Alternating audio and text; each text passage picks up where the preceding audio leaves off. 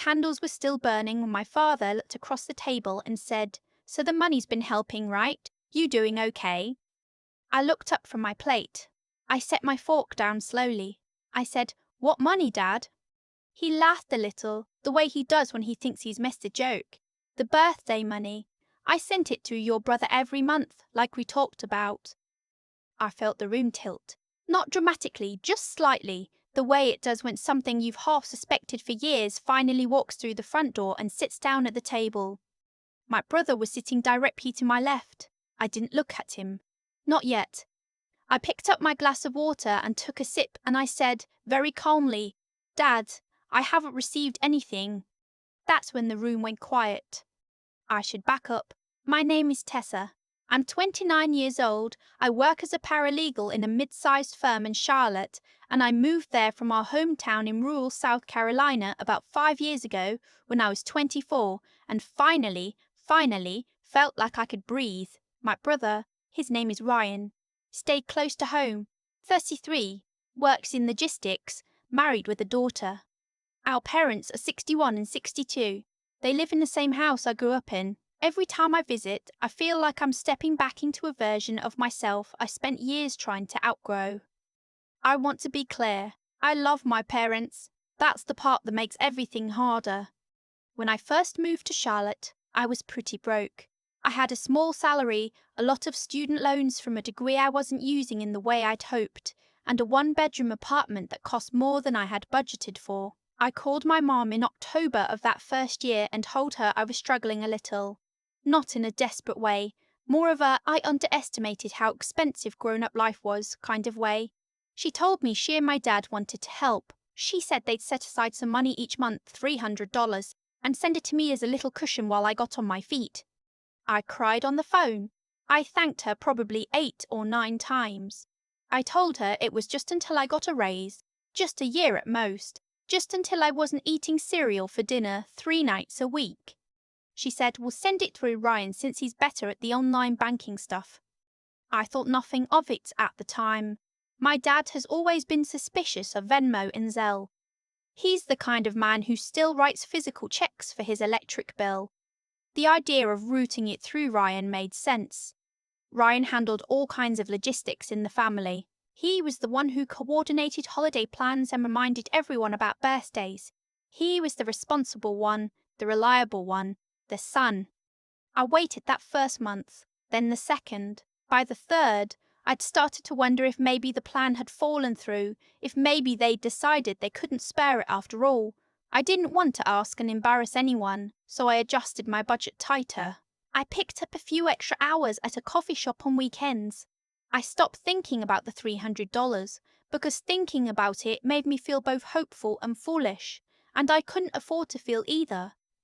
I never received a single payment. Not one. I know that now with certainty. But for years, I simply assumed the plan had quietly dissolved. I made peace with it the way you make peace with a lot of things in your family, by telling yourself a softer story than the one that's probably true. Ryan's birthday is in early April. Our dad's is in late September. This particular dinner happened at my parents' house on a Saturday evening in late September, the year my dad turned 62. My mother had made pot roast, which is his favourite. There were 5 of us at the table, my parents, Ryan, his wife Kelsey, and me. I'd driven up the night before and slept in my old bedroom, which still had the same green curtains from when I was 15. The evening had been fine, genuinely fine. I hadn't come with any agenda. I bought my dad a bottle of bourbon from a local distillery near my apartment, which he'd seemed genuinely pleased about. We talked about Kelsey's job, about their daughter who was starting kindergarten, about the fence my dad had been meaning to repair for 2 years. Normal family dinner stuff. Then my dad asked about the money. I said, "What money, Dad?" He explained again the monthly transfers, $300, to Ryan since I first moved to Charlotte. He said it like he was reminding me of something obvious, the way you remind someone where you keep the spare key. I turned and looked at my brother. Ryan was cutting his meat. He didn't stop cutting. He didn't look up right away. He took a bite, chewed, and then said, without making eye contact with anyone, "She knew I was holding it. We talked about it." I felt something cold settle in my chest. We never talked about anything, Ryan. He looked at me then. There was something in his face that I recognized. It was the same expression he used to use when we were kids, and he'd gotten caught at something and was deciding whether to double down or backpedal. He always doubled down. You told Mom you were fine, he said. After a few months, you stopped asking, so I figured you didn't need it anymore. I stopped asking, I said slowly, because I assumed it never happened, because nothing ever came through. My mother's fork was resting against her plate. My dad had gone very still. Ryan, my dad said, just his name, that's all. Here is what I want to tell you about that moment, because this is the part I keep coming back to. I wasn't shaking. I wasn't crying. I felt a strange flat calm, the kind that comes not from peace but from the fact that some part of you has been waiting for this specific conversation for a very long time, even when you didn't know that's what you were waiting for. I had my phone in my cardigan pocket. I always have my phone. I took it out and opened my bank app, the same account I've had since college, the account my parents would have had on file. 4 years of monthly statements. 4 years of direct deposits from my firm, occasional transfers from friends, Venmo payments for splitting dinners. Not one recurring transfer from my family. Not one payment that could have been $300 from Ryan. I didn't make a scene of it. I just placed the phone on the table in front of my dad and let him scroll. He scrolled for a long time. Kelsey excused herself to use the bathroom. She didn't come back for a while. Ryan, my dad said again, and this time his voice had a weight in it that I had never heard before. My dad is a quiet man. He doesn't raise his voice. But the way he said my brother's name that second time, slow, almost careful, it was worse than shouting. Ryan put his fork down. He looked at the tablecloth. He said, "Things were tight for a while, okay, after the baby. I meant to pay it back. It was always meant to be temporary. I did the math quietly in my head. $300 a month. Roughly 4 years, let's say 40 months before I got the raise and my parents presumably stopped sending it. That's $12,000. $12,000 that was meant for me. When I said that number out loud, my mother made a small sound. I need to tell you about my mother, because she is a complicated part of this story. My mum has always had a certain way of managing conflict in our family, which is to say she doesn't manage it. She insulates it. She wraps it in enough softness and deflection and subject changes that it never gets fully examined. She loves both of her children deeply and equally, and also, I think, differently in ways she doesn't fully acknowledge. Ryan has always been the one she worried about. I was the one she described as capable, as tough, as the one who would land on her feet. I've spent a lot of years trying to figure out whether capable was a compliment or an excuse to need me less. That night at the table, after Ryan admitted what he'd done, after my dad went quiet and I'd shown them the bank records, my mother reached across and put her hand on mine. She looked at me with her eyes full of something that wasn't quite an apology and said, "You're so strong, Tessa. You always figured things out." I looked at her for a moment. I said, "Mum, I ate cereal for dinner. I worked weekends at a coffee shop. Not because I wanted to, because I thought the help had fallen through." She didn't say anything. "I wasn't strong," I said. "I was just alone." She took her hand back. "The dinner didn't explode. That's the thing people expect when you tell this story. They expect screaming, plates thrown, dramatic exits. It wasn't like that. The pot roast went cold. My dad got up quietly about 15 minutes after I showed him the phone and walked out to the back porch. He stayed out there for a long time. I watched him through the kitchen window while I helped clear the table, standing with his hands in his pockets, looking at the yard. Ryan tried at one point to explain the mechanics of it, how he told himself he was just holding the money, how he'd intended to transfer it in a lump sum once things stabilised financially, how the transfers had actually stopped about a year and a half in, because he'd figured I was doing fine by then. He said this in a reasonable, almost businesslike voice, like he was describing a logistics decision, like I was a vendor whose contract had been amended without notice. I said, "Did you ever think about calling me, or texting me, or any communication at all?" He didn't answer that. Kelsey came back to the table at some point. She sat down and looked at her hands and said, very quietly, "I didn't know." And I believe her. I actually do. Kelsey's always been kind to me, and I have no reason to doubt her. And honestly, that part almost made it worse. That Ryan had managed to hide $12,000 of family money from his own wife. My mother asked at one point whether we could all just take a breath and talk about it at Christmas. She genuinely said that. Whether we could table it until Christmas. I said no. I drove home the next morning. I left before anyone else was awake. On the highway out of town, I pulled into a gas station and sat in the parking lot for a few minutes. Not crying. I want to be accurate about this. I wasn't crying. I was doing the specific kind of mental math you do when you realize that a chapter of your life that you thought was about your own limitations was actually about someone else's choices. All those Saturdays at the coffee shop, all those months of anxiety about rent, all those small decisions, not buying new shoes when I needed them, not going to a friend's bachelorette trip, skipping the dentist for 8 months because I kept pushing it off, that I'd attributed to my own inexperience. I wasn't bad with money. I wasn't failing to launch. I was missing $12,000. I went to my bank the following Tuesday and opened a new savings account with a different routing number.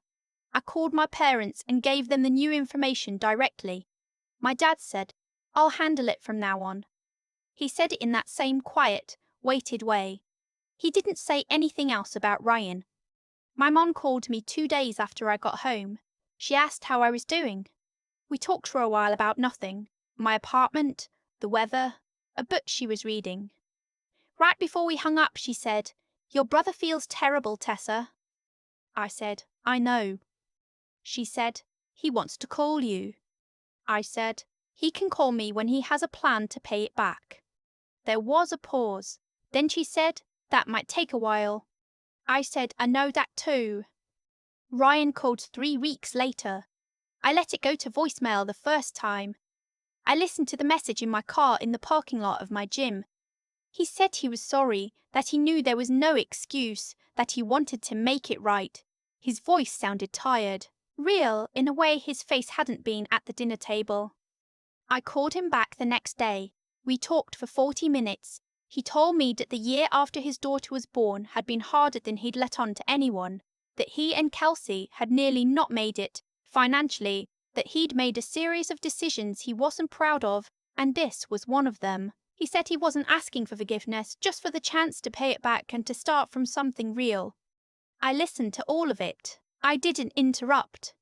When he was done, I said, "You're my brother and I'm not going to disappear from your life. But I need you to understand that what you took from me wasn't just money, it was time. It was years of believing I wasn't as capable as I thought I was. You need to understand that." He said he did. I don't fully know if he meant it. I think he might have. I think it's also possible that understanding something in a single phone call and actually reckoning with it over time are very different things, and we're still somewhere in the middle of finding out which one this is. My dad and I had dinner together alone about a month later. He drove up to Charlotte, which he had never done before, just the two of us. We went to a barbecue place near my apartment. He ordered the brisket and didn't say much for the first part of the meal, which is normal for him. About halfway through, he set down his fork and said, "I should have sent it directly to you. Your mother said Ryan was better with technology, and I didn't think twice about it. I should have thought twice." I said, "You trusted your son." He said, "I trusted the wrong person with something that belonged to you." That sentence landed in me somewhere deep. I didn't say anything right away. I looked at my plate. After a moment I said, "Thank you for saying that." He nodded. He picked his fork back up. We talked about the Charlotte Hornets for the rest of dinner, which is also normal for him, and somehow that felt like the most genuine conversation we'd had in years. Here's what I know now, sitting on the other side of all of it. I know that families are not just collections of people who love each other. They're also systems. And systems have patterns. And patterns, if you don't examine them, will just keep repeating quietly in the background of your life, shaping decisions you think you're making freely.